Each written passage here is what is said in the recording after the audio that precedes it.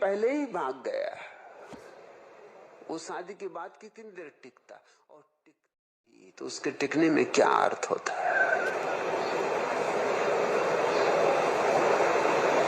अच्छा हुआ, एकदम अच्छा हुआ, उत्सव मनाओ, उसको भी निमंत्रण कर लेना उत्सव में, क्योंकि उसके बिना ये सौभाग्य हीना का नहीं हो सकता था। जरा भी दुख न लेना, दुख की बात ही नहीं है, दुख की बातें होती ही नहीं है दुनिया में। हम ले लेते हैं दुख, ये दूसरी बात है। यहां जो भी होता है सब सुख है। जरा देखने की आंख चाहिए, जरा पैनी आंख चाहिए, और जया तेरे पास आंख है। और मैंने हीना को भी देखा, उसके पास भी बड़ी संभावना है। शायद सन्यास के बीच जो एक बाधा बन सकती थी वो हट गई। शायद ये सन्यास के लिए अवसर बना। अब हीना को चिंता नहीं करनी चाहिए कि पिताजी को क्या होगा। जब पिताजी को कार्ड बांट दिए, विवाह का इंतजाम कर लिया, ताजमहल होटल बुक कर ली, और लड़का भाग गया और कुछ न हुआ, तो हीना के सन्यास से क्या हो जाएगा।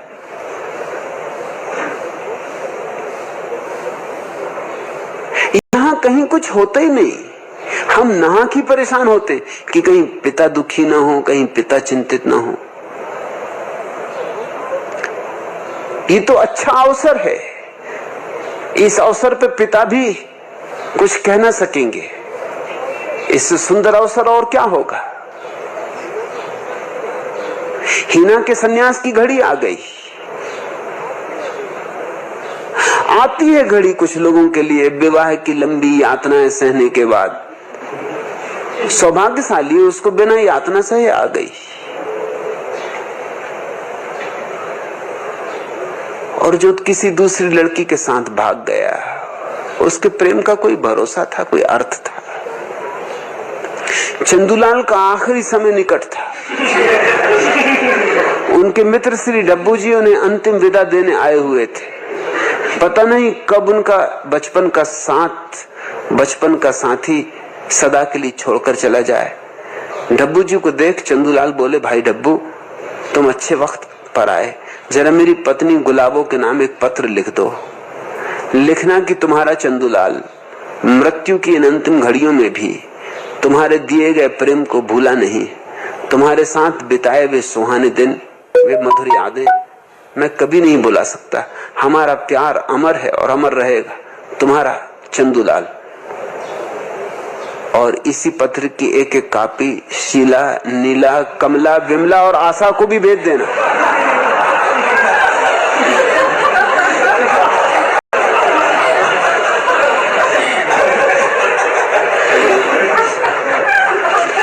अच्छा हुआ ही ना, नहीं तो न मालूम कितनी शीलाएं, कमलाएं, बिमलाएं, और न मालूम किस किस झंझट में तू पड़ती। जो युवक तुझे छोड़ के भाग गया है बड़ा दयालु था। मिलता क्या है चारों तरफ, जरा गौर से तो देखो क्या मिल गया है लोगों को। हीना जरा जया से पूछ, उसे क्या मिल गया विवाह से। अपनी मां से पूछ।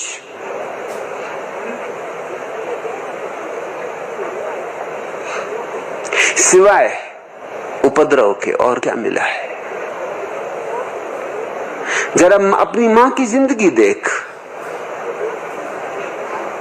सन्यासिनी है इसलिए मस्त है सारे उपद्रवों के बीच, नाचती है, गाती है, मगर उपद्रव तो है ही मौजूद। तुझे क्या मिल जाता, किसको क्या मिला है।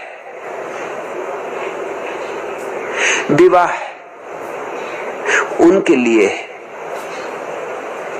जिनके पास बुद्धि की प्रखरता नहीं। जैसे जिस छुरी में धार ना हो उसको पत्थर पर घिसना पड़ता धार देने के लिए।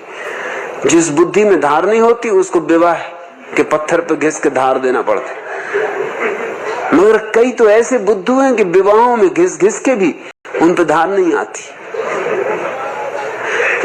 पत्थरों में धार आ जाती है घिसते घिसते, उनमें धार नहीं आती। डब्बू जी एक बस में यात्रा कर रहे थे, बस में बड़ी भीड़ थी, बहुत भीड़ थी, अतः उन्हें बैठने के लिए जगह नहीं मिली थी, बस खड़े खड़े ही यात्रा कर रहे थे। उनके आगे ही एक सुंदर आकर्षक और कोमलांगी युवती खड़ी हुई थी, अभी घर से पत्नी से पिट के आए थे, मगर लोग सीखते कहां। बस की भीड़ के कारण डब्बू बार बार उस नवयौवना से टकरा रहे थे, जानबूझ के, और उन्हें कुछ आनंद भी आ रहा था उस महिला के संस्पर्श में। अंत में जब उस युवती ने देखा कि यह व्यक्ति तो उसे जानबूझकर धक्के मार रहा है, तो उसे बड़ा क्रोध आया और वह क्रोधित होकर बोली, इस तरह महिलाओं को धक्के मारते हुए शर्म नहीं आती? तुम इंसान हो या जानवर? इस पर डब्बू जी बोले, जी मैं इंसान और जानवर दोनों ही हूं। युवती तो बड़ी चौंकी, उसने आश्चर्य भरे स्वर में पूछा, इंसान हो यह तो समझ में आता, मगर जानवर कैसे? डब्बू जी मुस्कुराते हुए बोले, तू मेरी जान, मैं तेरा वर। अभी घर से पिट के आ रहे हैं।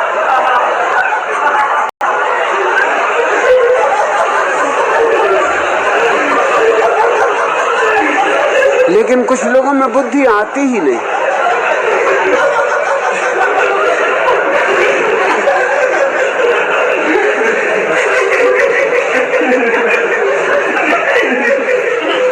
अच्छा हुआ ही ना, सन्यास का मार्ग प्रशस्त हुआ, और ज्यादा देर मत कर सन्यास लेने में, अन्यथा पिताजी तेरे कोई दूसरा जानवर खोजे।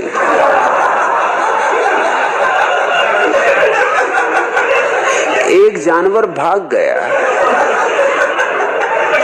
पिताजी इतने से तेरे हताश नहीं हो जाएंगे, वो दूसरा खोजेंगे। तू तो समझ की झंझट मिटी, हो गया विवाह और हो गई बात खत्म। विवाह ही करना हो तो परमात्मा से करो, जुड़ना ही है तो उससे जुड़ो, फेरे ही लेने हैं तो उसके साथ, गांठ ही बांधनी है तो उससे। यहां पागलों से गांठ बांध के भी क्या होगा? इन पागलों के साथ और मुसीबत होगी। खुश हो, लेकिन बहुत खुश भी ना हो जाना, क्योंकि कभी कभी खुशी भी बर्दाश्त करना मुश्किल हो जाता है। नसरुद्दीन ने तीसरी शादी की, नई दुल्हन के हाथ का बना खाना जब पहले दिन खाया तो सारा मुंह, जीभ, ओंठ, गाल, गला और यहां तक कि दांत भी कड़वे होठ। किसी तरह उस सब्जी के कौर को वह निकल गया, सोचा कोई बात नहीं। दूसरा और दाल का लिया तो मुंह भनभना गया, मिर्च ही मिर्च थी, दाल का तो नामो निशान नहीं। पेट में जलन होने लगी और आंखों में आंसू आने लगे। वह अपनी इस नई बीबी को नाराज करना नहीं चाहता था, इसलिए बोला, खाना तो बहुत अद्भुत बना है डार्लिंग। नई दुल्हन ने पूछा, फिर आंखों में ये आंसू कैसे?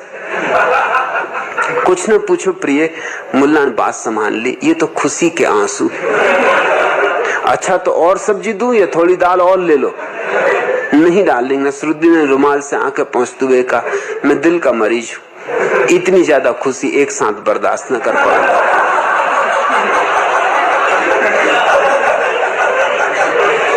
अच्छा हुआ ही ना, लोग आएंगे संवेदना प्रकट करने, हंसना, और तू उनसे संवेदना प्रकट करना कि दुखी हो तुम कि तुम्हारा जानवर न भागा।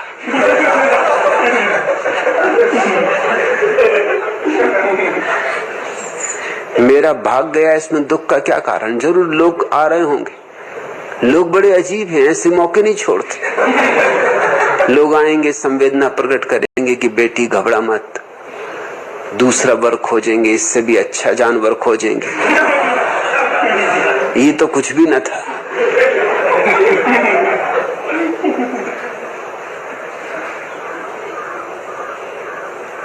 वो सोचेंगे कि बहुत बड़ी दुर्घटना घट गई तेरे ऊपर। तू हंसना और उनसे कहना कि कोई चिंता ना करे, मैं नहीं छूट पाती, शायद तेरे थोड़े लगाव थे उस युवक से, इसलिए तू छूट नहीं पाती उससे। वो युवक खुद ही भाग गया, उसका धन्यवाद कर।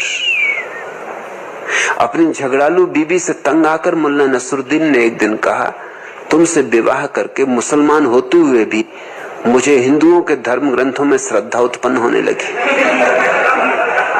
श्री रामचरितमानस में बाबा तुलसीदास ने सच ही कहा है, ढोर गमार शूद्र पशु नारी ये सब ताड़न के अधिकारी।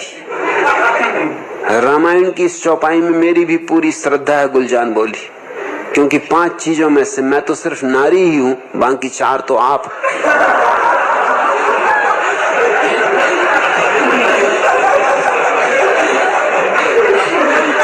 ही ना हंस और आनंदित हो, जान बची और लाखों पाए, लौट के बुद्धू घर को आए। वो ताजमहल और ताजमहल होटल की रंगीनियां और बाराती और मेहमान और फुलझड़ियां और फटाके, उन सब में तू भटक जाती। इतना हमें विवाह के लिए आयोजन क्यों करना पड़ता है?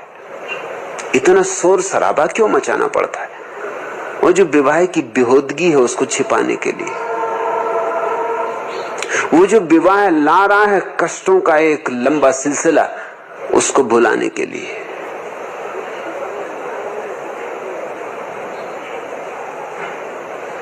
दूल्हा को बिठा देते हैं घोड़े पर, जो कभी घोड़े पर नहीं बैठा,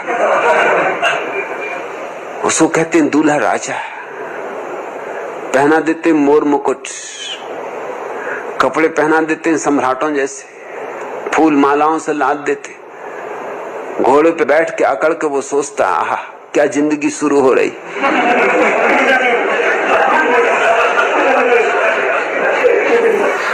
अरे घोड़े से पूछ कि ऐसे कितने बुद्धुओं को पहले भी पार करा चुका है। इसलिए तुमने देखा कि भारतीय फिल्में शहनाई बजी,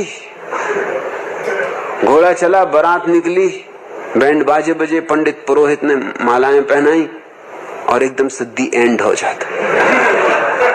क्यों एकदम शहनाई बजती और फिर दी एंड, अंत आ जाता? उसका कारण है कि उसके बाद की कथा कहने योग्य नहीं।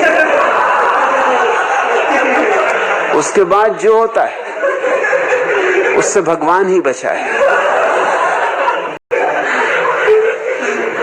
जया, तू तो चिंतित नहीं है, मुझे पता है, लेकिन तेरी चिंता बेटे के लिए स्वाभाविक है। तू तो जीवन के अनुभव से सीखी है, परिपक्व हुई है। तुझे तो एक प्रौढ़ता मिली है, वही प्रौढ़ता तो तुझे मेरे पास ले आई है। उसी प्रौढ़ता ने तुझे सन्यास के जगत में प्रवेश दिलवाया, और दूसरों का सन्यास इतना कठिन नहीं है जितना जया का है, क्योंकि जया के पति सन्यास के दुश्मन है। इसका मतलब है कि कभी न कभी सन्यासी होंगे। दुश्मन है इसका मतलब मुझसे नाता जुड़ गया है, सोचते हैं मेरी, विचार करते हैं मेरी, गालियां देते मुझे। चलो गाली के बहाने, लेकिन मेरा नाम तो लेती है। उस नाम में खतरा है। ऐसे सोचते रहे तो नाम घर कर जाएगा। होंगे सन्यासी एक दिन, मगर जया को जितना कष्ट दिया जा सकता है, एक बार तो घर से ही निकाल दिया। तो कोई महीने 15 दिन जया आके आश्रम में रही। बिना कुछ लिए दिए घर से बाहर फेंक दिया कि अगर सन्यासी रहना तो इस घर में नहीं रह सकती। तो जया जानती है कष्ट, लेकिन जया उसके लिए भी राजी थी। तो तुम सोच सकती है हीना कि पति को छोड़ने को राजी थी तेरी माँ, बच्चों को छोड़ने को राजी थी तेरी माँ, जिनसे उसका बहुत प्रेम है, तुझे छोड़ने को राजी थी और तेरे लिए उसका बहुत लगाव है, लेकिन सन्यास छोड़ने को राजी नहीं थी। तो जो जिंदगी ने नहीं दिया है वो सन्यास ने दिया होगा। अच्छा हुआ तू सन्यासी बन। और जब जया को तेरे पिता नहीं हरा पाए तो तुझे क्या हराएंगे? थोड़े परेशान होंगे, शायद ना भी हो।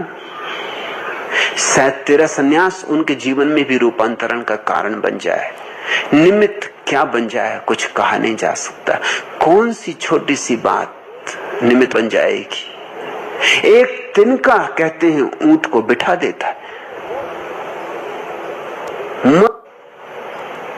और ध्यान रखना कि मेरा सन्यास प्रेम के विरोध में नहीं है, मेरा सन्यास जीवन के विरोध में नहीं है। सन्यास के बाद भी तेरे जीवन में अभी प्रेम उठे तो प्रेम को जीना कोई मनाही नहीं है। सन्यासी हो गई तो कभी तू प्रेम को न जी सकेगी, ऐसा नहीं। सन्यासी होने का अर्थ ही है कि अब हम पूरे प्रेम को जिएंगे, समग्रता से जिएंगे। लेकिन विवाह की भाषा में सोचो ही मत। अगर प्रेम की छाया की तरह विवाह घट जाए तो एक बात है, लेकिन ये आशा छोड़ दो कि विवाह के पीछे प्रेम चलेगा। विवाह के पीछे प्रेम नहीं चलता। विवाह से प्रेम का क्या संबंध है? प्रेम के पीछे विवाह चल सकता है, लेकिन इससे उल्टा नहीं होता। और हम इससे उल्टा ही करने में लगे। हम पहले विवाह करते हैं, हम सोचते हैं कि विवाह होगा फिर प्रेम होगा। बस हमने गाड़ी के पीछे बैल जोत दिए। अब न गाड़ी चलेगी न बैल चलेगी। बैल नहीं चल सकती गाड़ी की वजह से, क्योंकि गाड़ी आगे जुती। और गाड़ी कैसे चले? क्योंकि उसके आगे बैल नहीं। अब एक कलह शुरू हुई। बैल गाड़ी के आगे होने चाहिए तो गाड़ी चल सकती है।